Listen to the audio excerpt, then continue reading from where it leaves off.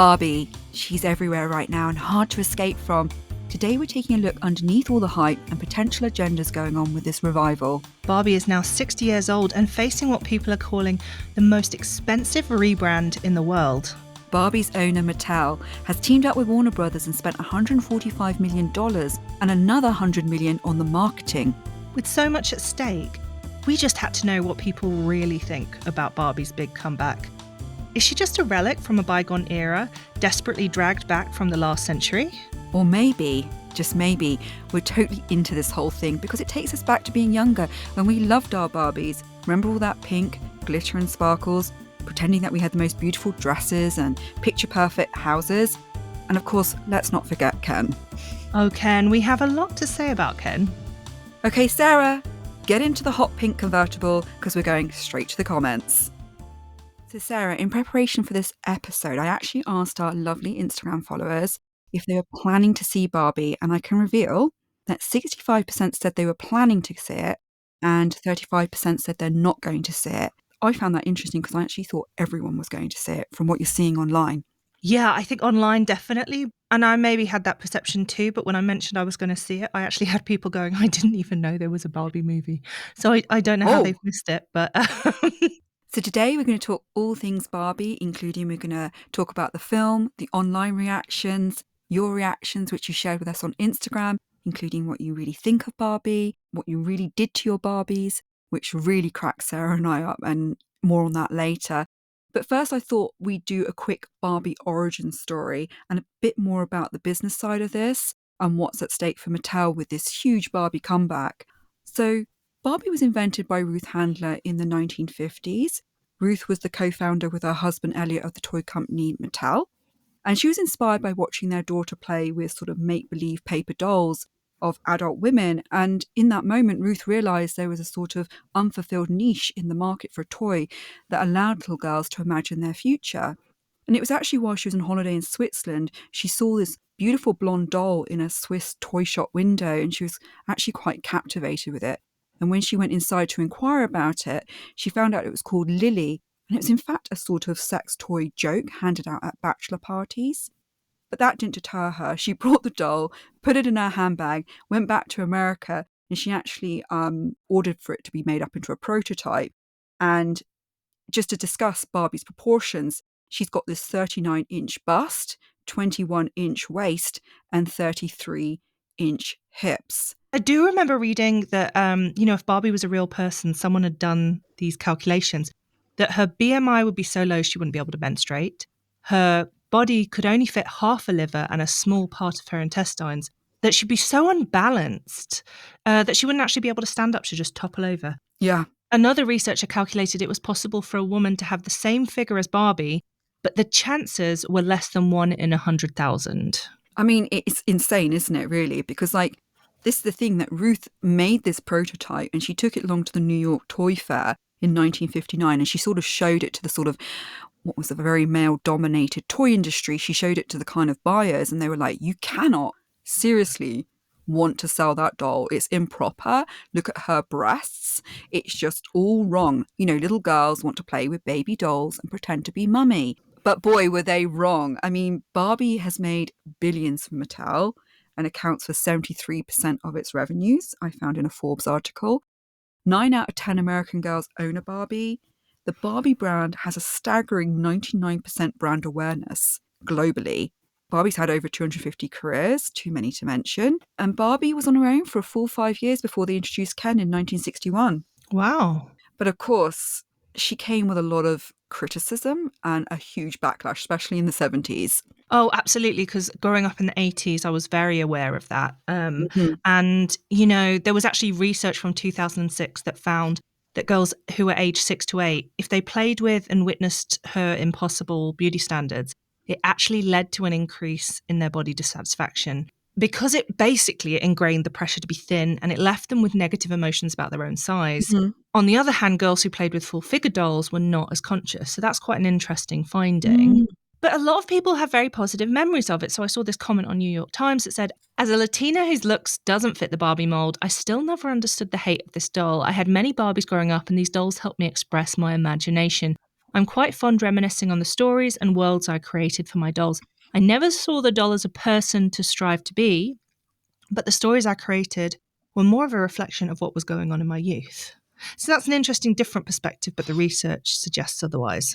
So Barbie had this phenomenal success, but she did start to have a decline by the mid 2000s. I mean, she faced serious competition. You know, she'd had 90% of the market share. I mean, that is staggering. She had no real main competitor until the Brats came along in the mid 2000s. Do you remember them? Kind of. I mean, I never played with them. I was too old, but they had a sort of different, sort of edgy, like really big head sort of look, if I remember correctly. Yeah, they really made Barbie look quite uncool and sort of dated. And then obviously we had all the Disney princesses.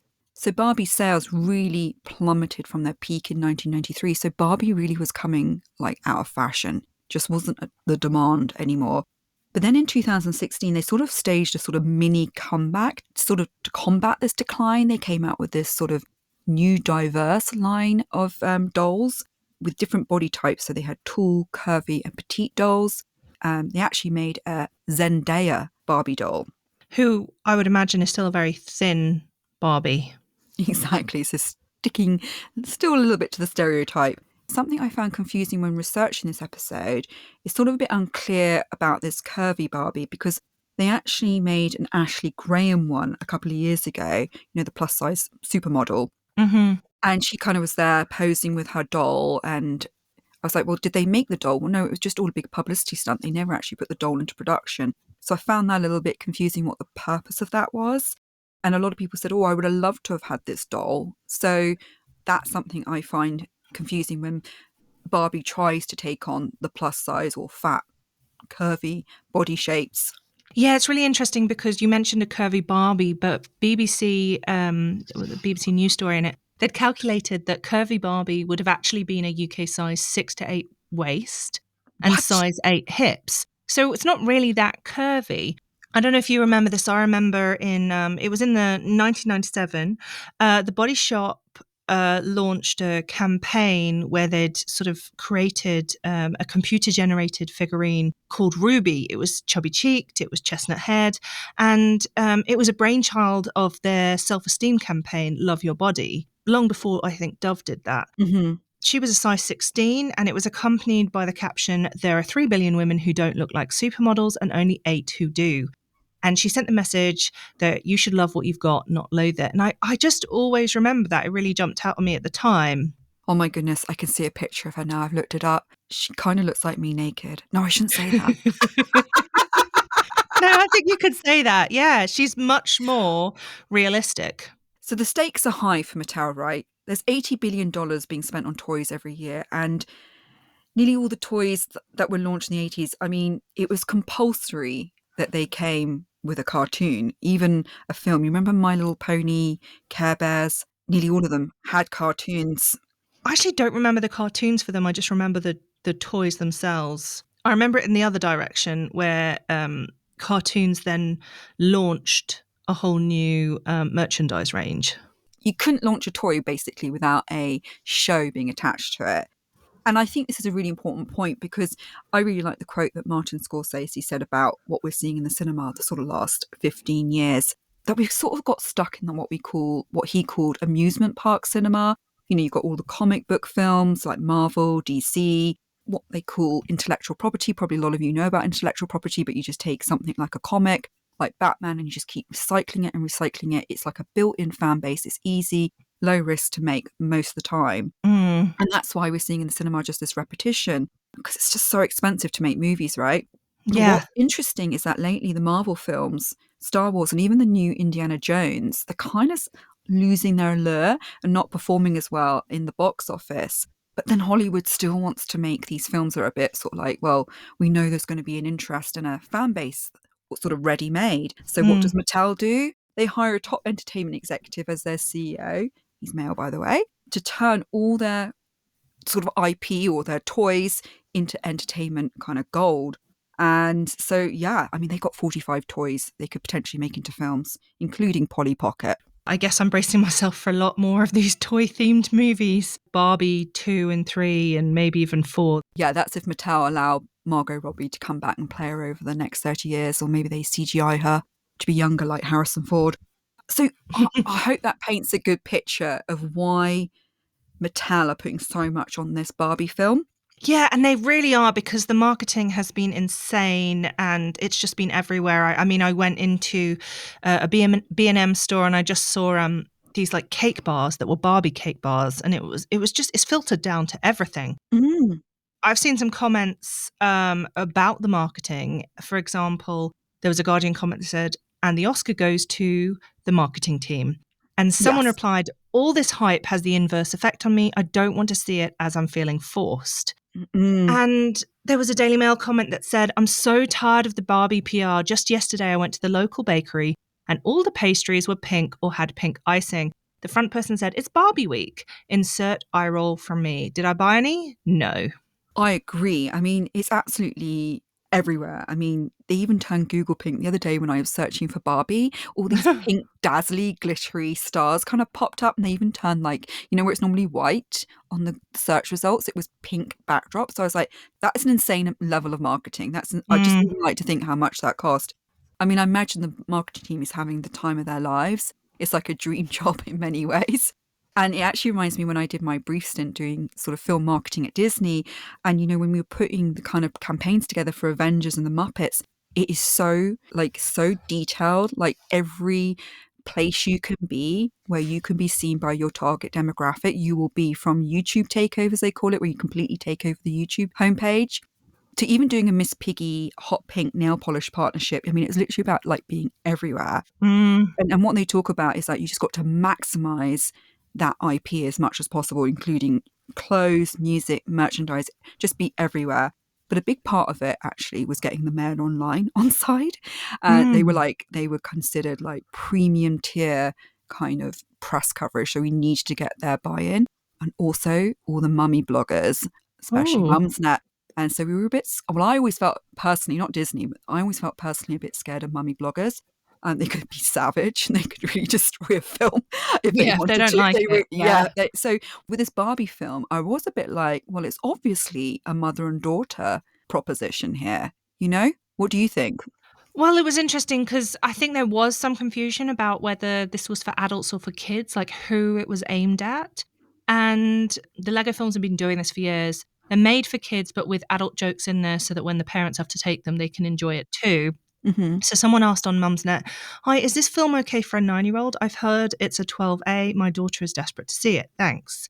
And someone said, there's nothing that inappropriate in it and she'll enjoy the first 30 minutes, but a lot of the later themes might fly over her head and she'll end up bored. Anecdotally from other parents who took 10-year-olds and younger. Mm. But with this, it's been definitely marketed as nostalgia entertainment, I think, for women of our age, sort of 30, maybe 35 plus up. So it'd be interesting to see if they can expand and build out a new fan base, and if they will be selling more dolls off the back of this movie, or if they've kind of made a bit of a misstep with their target audience. The nostalgia thing's really interesting because I saw this tweet that said this Barbie trend is some sort of collective regression to childhood, most likely caused by insecurity, fear, and anger at combined current and future calamities. So then they had hashtag pandemics, climate disasters, economic precarity, nuclear war. Oh my God. Yeah. According to NIH, insecurity, fear, and anger can cause an adult to regress. In essence, individuals revert to a point in their development when they felt safer and when stress was non existent, or when an all powerful parent or another adult would have rescued them. Mm. But there's nobody to rescue us now. This entire country is in need of therapy. But interestingly, I saw a reply that said, I mean, maybe, but also nostalgia is a hell of a drug. Tons of movies and shows over the past, 50 years are based on kids' toys and comic books? When they make a million Marvel movies or Star Wars or Mario Bros, is this regression? So it's interesting suggesting that timing it after the pandemic is a big part of it, but actually it was in the works for many, many years before this. Getting onto the actual film itself, I mean, we're aiming to keep this as spoiler-free as possible for people who still haven't seen it yet, and I imagine that's a lot because it's only just opened. But Lisa, I know you went early to see this film. What did you think of it? Yes, I was there in Oslo Friday at 1:10 in the cinema. I just have to make a point about the cinema in Oslo because normally it's very quiet. And for some reason, there was these really rowdy teenage girls at the front, and they were like shouting sort of randomly in the middle of the film in inappropriate moments and then really making each other crack up. And I was like, oh my God, I'm officially middle-aged and grumpy. I really want someone to go, shh, but no one said shush to them the whole way through. That's Norway. People are so polite. When I watched it, I just thought, okay, this is like, to your point earlier, there's been so much bad news, so much heavy energy in the world.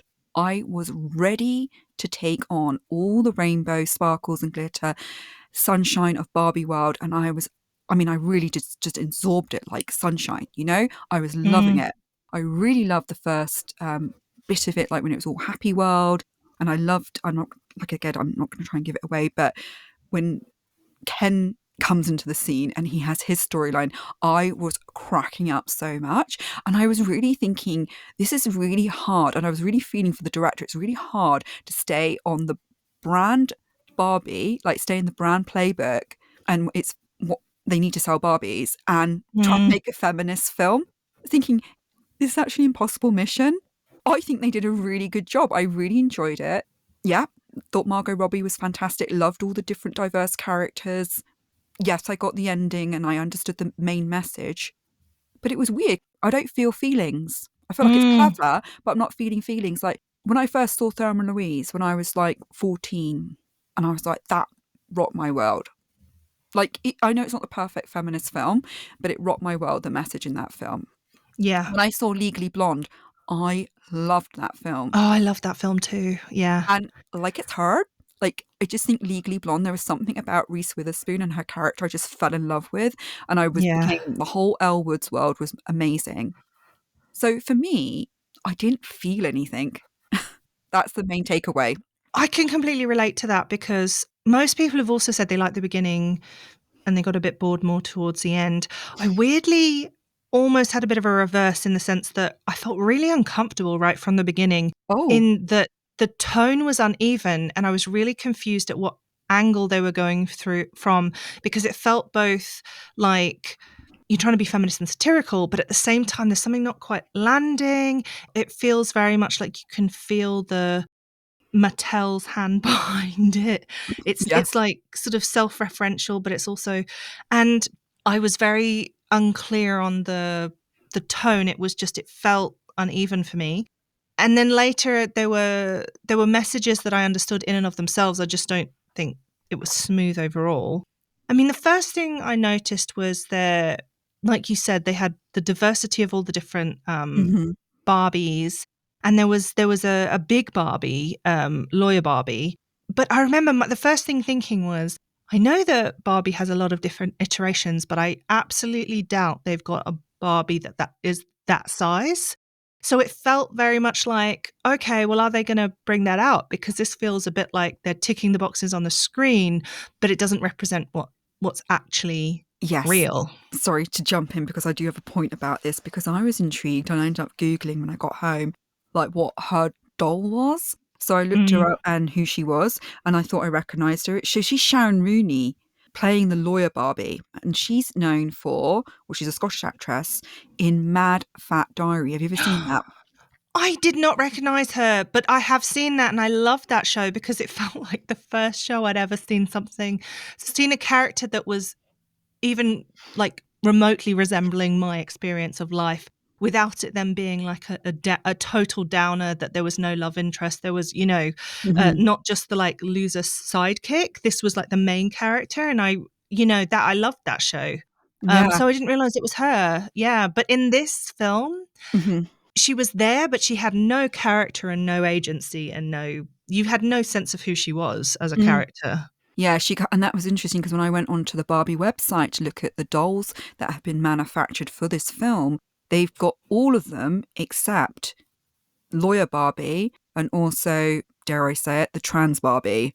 Oh, interesting. So they've avoided those two. They wanted to Not that to I make could sure see. they ticked Mm. it on the screen, but they were like, "Yeah, we're not gonna follow through."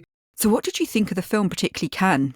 You know what's really interesting is Ken was probably, for me, the best part of the film, Mhm. which is ironic because it's all about female empowerment and they're supposed to be subsidiary characters.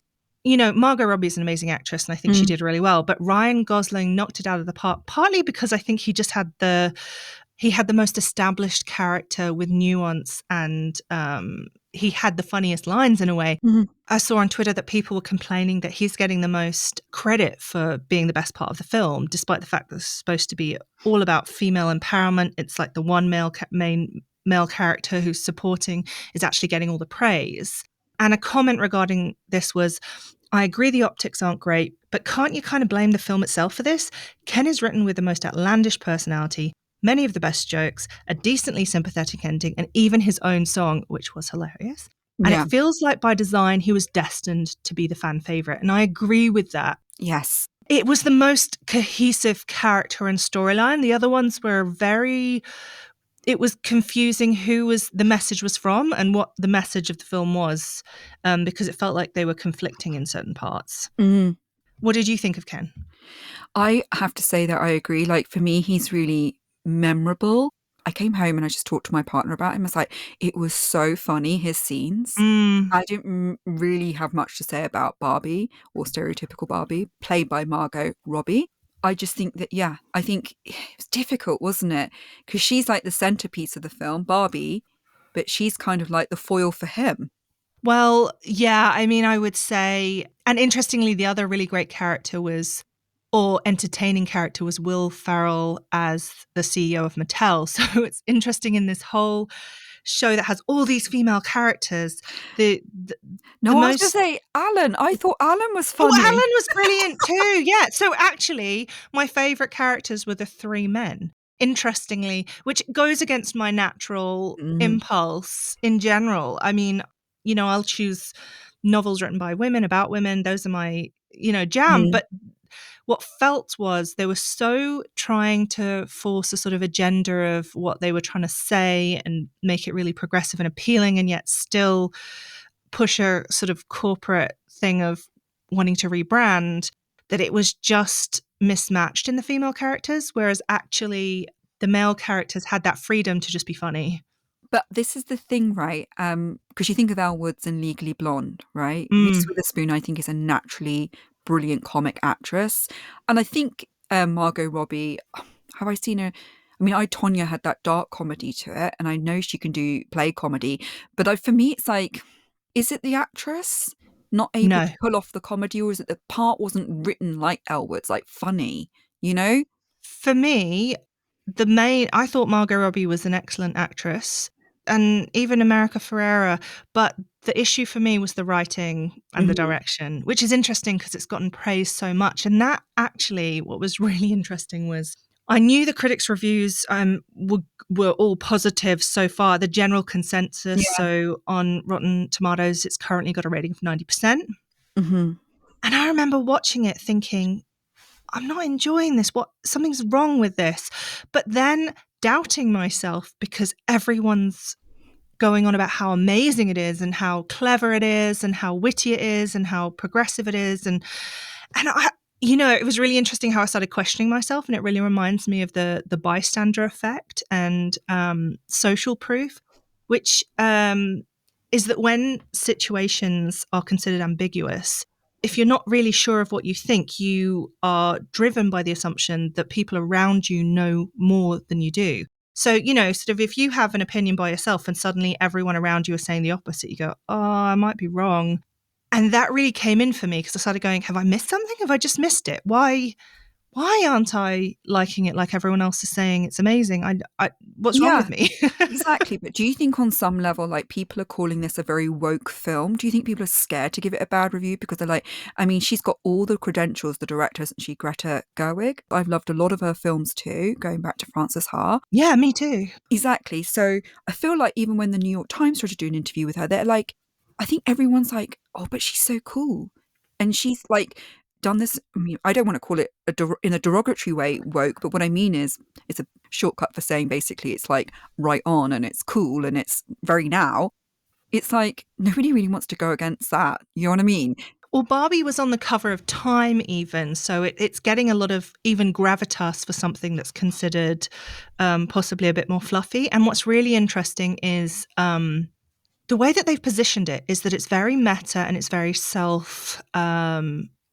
taking the piss out of itself, and it's very Mhm. satirical.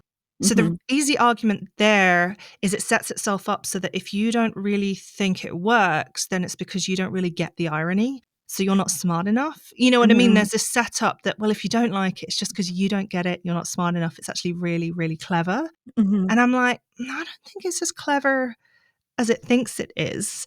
And, you know, But clever doesn't always make you feel right, and that's my point. You don't feel it. yeah, there was, you know, there's a really big motivational speech at one point. I agree with conceptually what they were trying to say, and yet it left me cold, that Mhm. actual speech. So there was something that wasn't quite landing for me. I didn't quite believe what they were saying or that they meant what they were saying. And that's where I was left cold, I think. There was that element of like you really felt the corporate hand behind it, and I felt quite cynical as to, do you believe what you're saying? It feels like Yeah. maybe Mattel corporate board wrote it.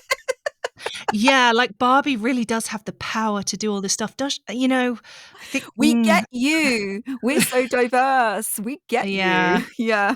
yeah.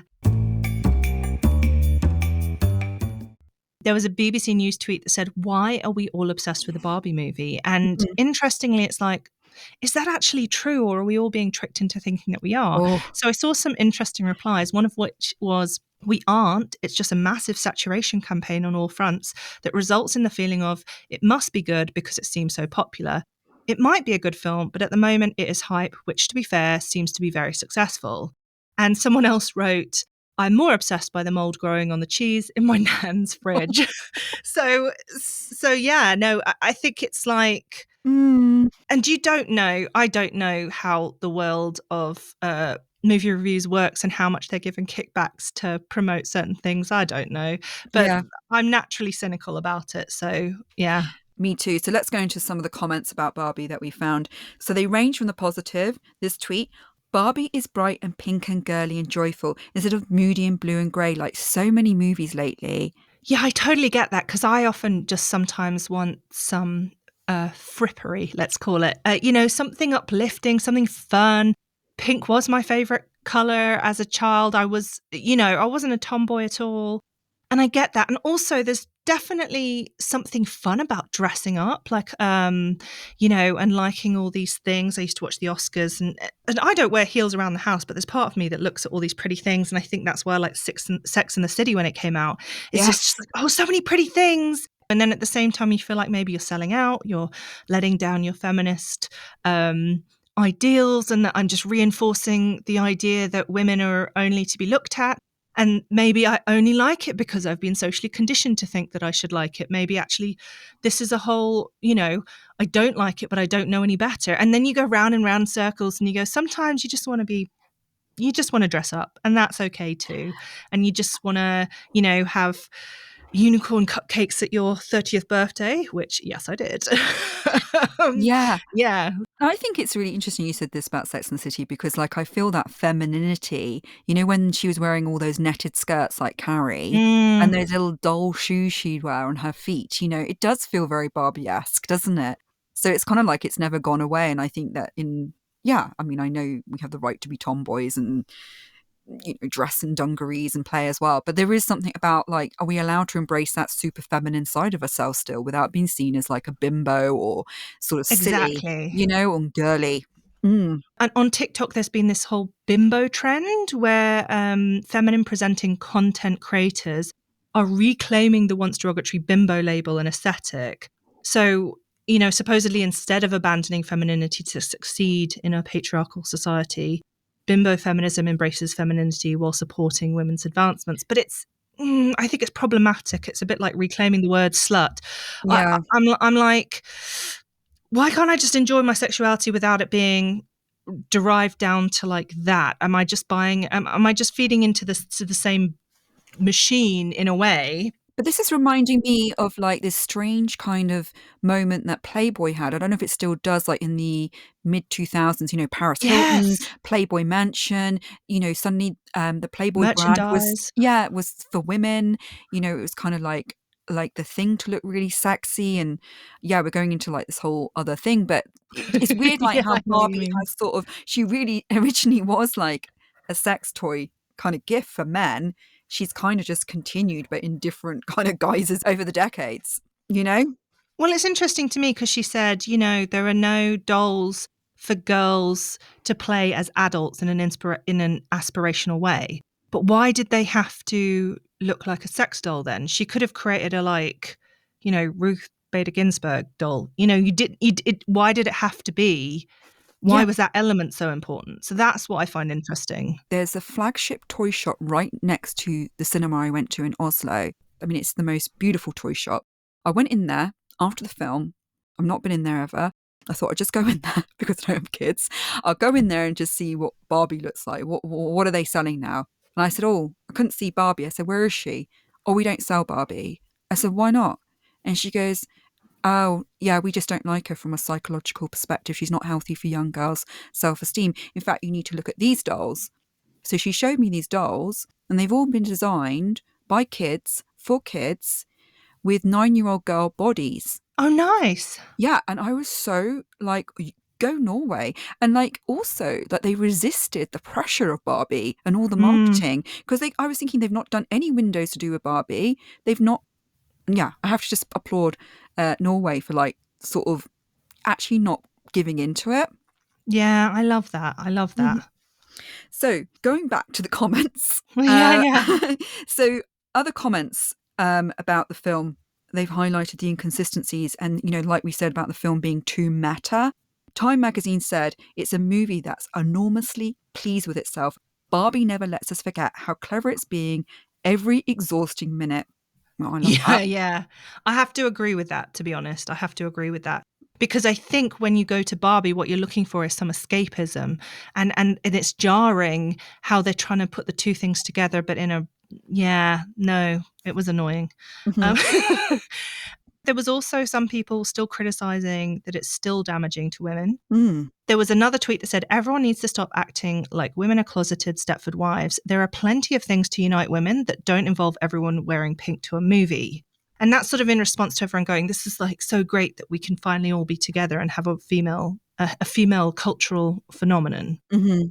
And then interestingly, from people saying it's not actually as really feminist after all, you had people completely on the other side of the pendulum saying it's way too feminist and it's got a woke agenda. So there was one tweet that said, I'm a sucker for Robbie and Gosling and this movie looked irreverent and cheeky, but I'm not going to subject myself and my family to a 2-hour feminist screed based on a children's toy that unironically uses the word patriarchy 11 times.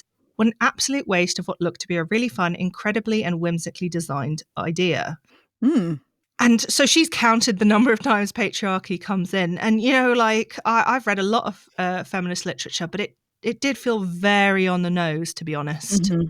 And there's also been a lot of criticism from the, far-right US conservatives saying it's, way too woke and pushing an agenda. So there was one tweet that said, warning, do not take your child to the new Barbie film. It's full of demonic influences and do not be surprised if your child suddenly starts to behave differently.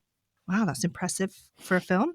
And then there was one response that I absolutely loved that said, well, that does it. I'm going to see Barbie and maybe I'll share my popcorn with a demon or two.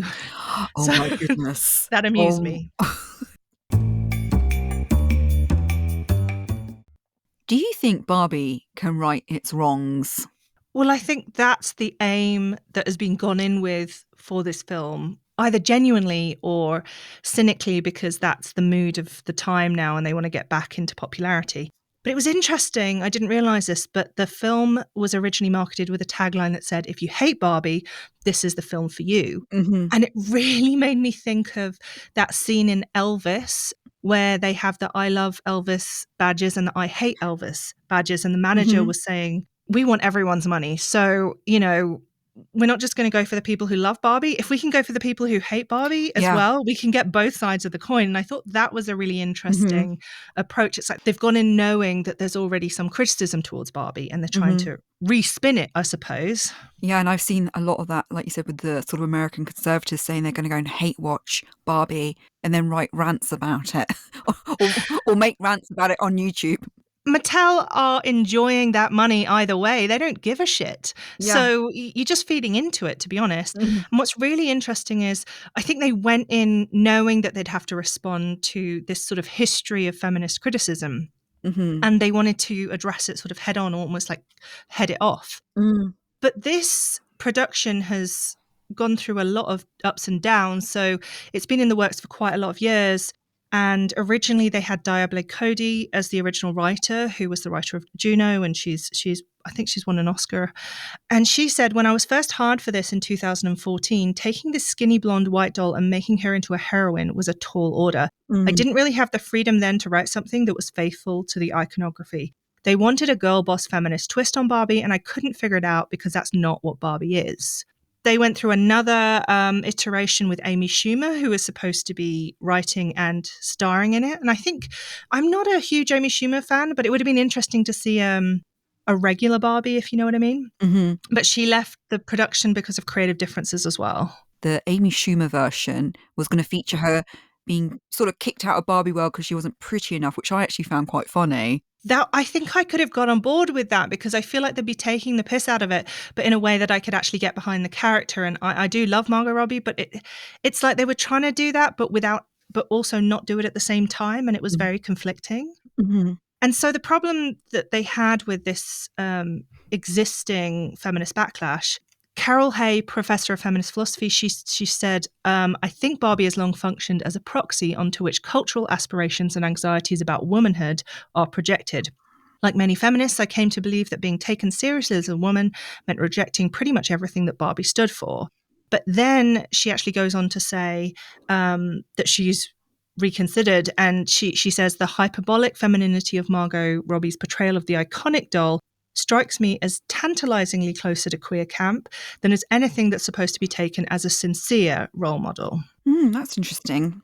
Yeah, and Helen O'Hara from Stylist said, it's not a feminist utopia because that would be more equal, but a hilarious upending of our own reality. And where I'm left with it is that I feel quite conflicted. Has it changed my opinion of Barbie? I'm not sure. I don't have any children. I probably won't. But if I had a daughter, would I buy her a Barbie doll? No, probably not. It's hard. You don't want them to be left out if that's what everyone's got at the time. But I would try so hard not to get her one, because it really just sits wrong. I wish they'd made that Body Shop one. That would have been lovely. Or one that has more of a girl's body, like you were talking about Norway. That would appeal to me a lot more. Did you have a Barbie when you were growing up? It all merges. I definitely had them, but I think some were Sindys rather than Barbies. I think I did have some Barbies, but more of the Sindys, but not a huge amount. I didn't have any of the accessories. Like, I remember a friend who had the like Malibu beach house playhouse thing, and I was like, oh, but my mum would never have got the car or the house. That would have been way too expensive. I had to put them in upturned stools and use those as the make-believe car. So that's what I had. How about you? I was really into Barbie at one point, and like you, they were very expensive, very coveted in the 80s, especially. Like, they almost felt like a collector's item, not just a toy, because I never forget on my 8th birthday, I got a peaches and cream one. Oh, what a day. Opening up and seeing that present, like, in all her sparkly, peachy, creamy glory. And I still feel like a bit of a heartache when I think about how beautiful she was, and just as like, and then you just sort of play with her. And I think that, I don't know if I was playing with her for like 2 years, or just Barbies in general, and I kind of got the other kind of glittery, sparkly Barbies in the 80s. And then she did end up kind of being given down to my sisters, and they always like would butcher her and things. I don't know why. Maybe they just hated my Barbies. I think there's a weird thing going on with sisters and Barbies. Well, you don't want to hand me down. Often I'd find my Barbies 2 years later buried in the garden, or like just their head sticking out, Yeah. But it is weird because maybe I was a weird kid, but the best toy gifts I got growing up were things like I got an actual child's proper toolkit when I was 5, no, or 4. I got this miniature plastic potter's wheel that actually worked, so you could make your own pottery. Wow. But on just a sort of small scale plastic one. And yeah, things like, and then I had a lot of chemistry and science kits.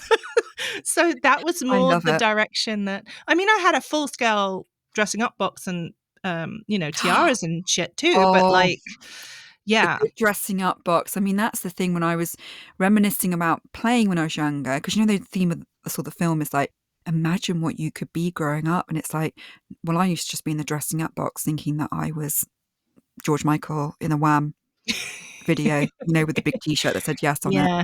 And Yeah. then the tiara and the ballet dresses and doing more physical dance routines and playing type of Yeah. stuff. Yeah, Yeah. pretending that we were the Goonies. Yeah. Yeah. I mean, I grew up on a farm, so we did a lot of like playing in the pond area, doing, fake cooking with mud, running around outside, much more of that, I think. Yeah, and it was interesting because I asked our listeners if they played with Barbie and had Barbies and what their relationship to Barbie was. And a lot of people said, and I've forgotten about Sindy, because I had a Sindy as Yeah, I had a well. Sindy. Because my mum was like, I can't afford Barbie, you're going to get a Sindy. And then I'd just be crying my eyes out because I didn't like her face. I was like, she's not Barbie. She looks awful like this compared to. And a lot of our listeners said, yeah, you know what? I was overruled, not allowed to have a Barbie. It's too expensive, too adult bodied, the Barbie was. And then some said that I was a bit of a tomboy, so I really didn't care for her. And someone said they liked Sindy more, but Barbie had all the cute outfits, which is really hard, I think, for Sindy to keep up with, right? Yeah, poor old Sindy. I know, but Sindy was British. I actually wonder what happened to Sindy. What she's going to have a revival. And Yeah. someone said that Barbie's like the American West Coast beauty, but Cindy's much more of your aspirational friend who lives next door. I was always very aware when I was a little girl that Barbie had a very adult body with big boobs, and I didn't. Mm. So, like I said, I would adore her for a while, play dress up and all this stuff. But I think a big part of it is I've read a lot about, and I also asked our listeners what they have done to Barbie over the years, because I think I can't be the only one. Like, they have this ongoing joke in the film also about Barbies that get a bit abused. But I Weird used Barbie. to Yeah. cut her hair just to see if she Yeah. could withstand some things, like, and still be beautiful and still be poised, because there's part of Mm. me that was rebelling against the perfection and just the thinness. And other people also said they kind of did experiments on her. Like, one said, I used crimpers on her hair, but it melted on the plate, so I was devastated. So that was more of an accident. This Mm. is a bit worse. I pulled her head off because she wasn't standing straight. Bad Barbie, bad. Boink. And then You don't deserve a head. exactly. Someone else said that I'd make her do house chores while waiting for Ken to get back from work, which is like, I think, yeah, Mm. that's a pretty awful thing to do to your Barbie. And then, and I think I relate to this one also. My friend's Barbie came apart in the middle and was held together with sticky tape, which is like, was she sawed in the middle? Like, when like magicians, I was always Yeah. like, do they really saw them in half? Well, it's interesting because I burnt her hair, and I don't know if you've ever smelt Oh, synthetic hair burning. It stays with you. But I can't remember whether I did it on purpose. I know that I think I accidentally put it on a heater and it singed it. And then I was like, well, that's an interesting thing. And then I think I did more to see how it work. yeah. And you know what's interesting when you say about this body and this anger towards the Mhm. body? What I really liked much more was, and I can't remember what they were called, but it was basically like almost a life-size head and shoulders. Yes, yes, And you could do the hair and you could do the makeup. I yeah, loved that aspect, yes, but I was almost happy it didn't have a body. I didn't want to deal with the body. I wanted to do the hair and makeup. So I think that's interesting. And I wonder how much that role about body image and stuff yeah. plays in that. Yeah, I do like what one of our listeners said, that Barbie made me want to be a decorative stay-at-home wife, which I feel ultimately, for me, Barbie is still stuck in that she has to be aesthetically beautiful. She's the main character in the film. That's the Mm. main energy, and she's not like, they're never gonna like have like lawyer Barbie as the lead character. No. No, but I think I would want that more if they could give her a better character. But just a side note, just to say, when they showed curvy Barbie in a focus group to young girls as young as 6, and they were used to playing with normal Barbie, they said things like, and it really alarmed the researchers, they threw her across the room and said, she's fat, I don't want to play with her. And they were really disturbed by that. And they knew they had trouble marketing the plus size curvy Barbie. And the curvy body wasn't big. It was a size 8, we said, Yeah, you they were know? already trained on the silhouette of Barbie, normal size Oh, Barbie. So they were with the stressed by pneumatic that. boobs. Yeah. So, Yeah. Sarah, I think we've covered a lot about Barbie. Yes. What are our final thoughts? Well, the current Barbie trend, and they've called it Barbie core and Barbie mania, and it's filtered down into fashion and everything. It seems to be everywhere at the moment. And it's been described as a cultural phenomenon. And it does seem to be everywhere, definitely. But I have to be honest, I'm a bit confused about the appeal myself. I do understand that after the last few years, we're all craving something light and uplifting. And I loved Legally Blonde. In a way, I'd like a bit more of that. But it's hard to actually tell how genuinely popular it is, or whether we've all sort of been collectively brainwashed into believing the hype. And there is certainly a lot of hype. I think we can all agree on that. Mm-hmm. I haven't seen this much large-scale marketing since, I can't really remember the last time I saw something with this saturation of marketing. It's hard to really just enjoy it for what it is when the corporate stamp of Mattel is so omnipresent. They're even in the film as a character, as a plot point. So it's just, you can't escape from it. And maybe I'm just a bit too cynical, but it does feel like a massive push to cash in, rebrand, fight off Disney princesses and regain their position in the market. That said, there were some really fun moments and the production design was very impressive. But I don't see myself starting to wear pink anytime soon. So that's where I am. Yeah, I agree with a lot of your points. And I just want to leave you with this tweet I saw, which I found quite amusing, which was, I saw a little girl playing with a Barbie doll and an action man the other day. I said, "Oh, I thought Barbie came with Ken." She said, "No, Barbie comes with Action Man. She fakes it with Ken." Thank you for joining us today. We look forward to seeing you in 2 weeks. We do. Thank you to our lovely producer, Emily. If you enjoyed today's episode, please don't forget to leave a review and subscribe. It really does help us in reaching more people. You can also follow us on Instagram. Our handle is @S2TC Podcast. You can find out more about the show, get behind the scenes, come and say hello. Until then, see you next time. This podcast has been produced by Emily Crosby Media.